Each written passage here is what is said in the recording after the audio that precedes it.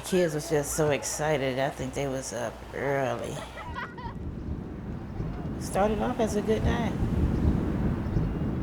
August 7th, 1993. It was hot.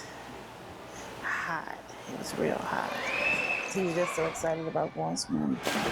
Happy, fun time as a kid. A happy time indeed at this Marriott on West 150th. A lot of people, a lot of commotion. Branton Whiting was just like any other 6-year-old, but unlike most who couldn't hold anything back, he had a secret. You never swam? No. Did you have any fear about getting in the water? No. I guess as a kid, it's more about excitement. In he went, no hesitation. But there was trouble. Big trouble. I heard a scream. A sound only this mother would know. It was like the worst feeling ever. Her little boy was there, and just like that, gone. Seconds later, she walked into a brand new world. My son, I just remember getting rushed out of the pool and seeing a t-shirt floating. That t-shirt belonging to a little boy named Braxton. Who is Braxton? My twin brother. The closest of brothers, twins. Little Braxton and Branton shared not only those squeezable little cheeks, they shared the same dark secret. Had Braxton swam before? No. Bernadette says she blacked out. When she woke up, a slice of real life. It was no dream at all. they let me go back and see him for the final time.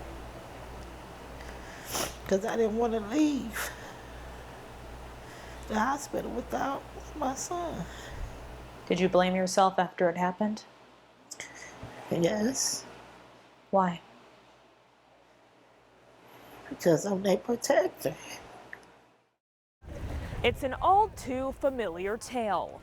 70% of African American children do not know how to swim, according to national findings by USA Swimming. And blacks between the ages of 5 and 19 are 5.5 times more likely to drown than whites in the same age bracket.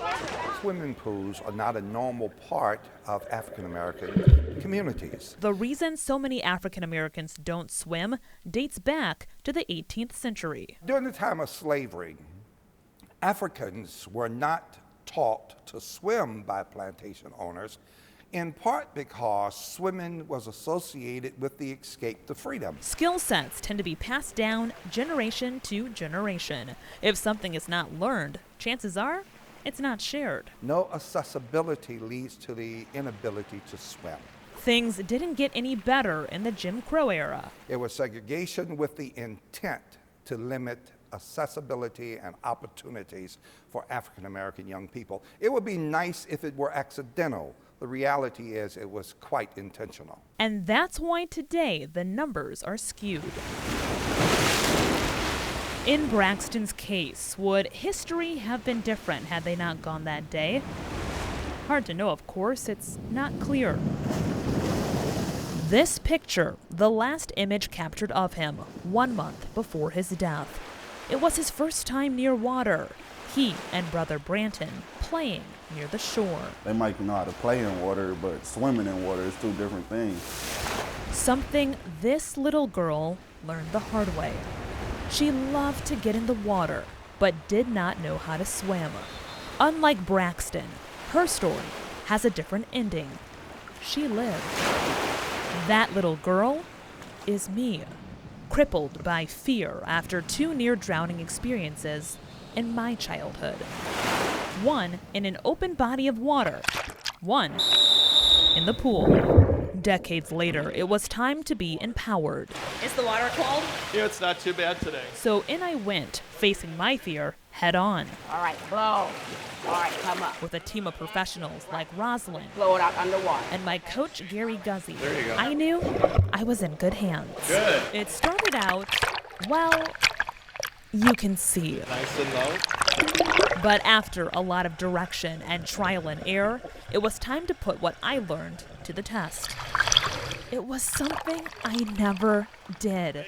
Swim, let alone 25 yards. Nice job. From pool to lake, tackling Lake Erie next. Swallowed by the vastness, a much different swim, but in the end, the goal completed. Fast forward to present day. There is no Braxton. What if he is here? What we could have did? The good or bad? No one can change what happened. He's still alive through me. But what people can change is their mindset about learning to swim.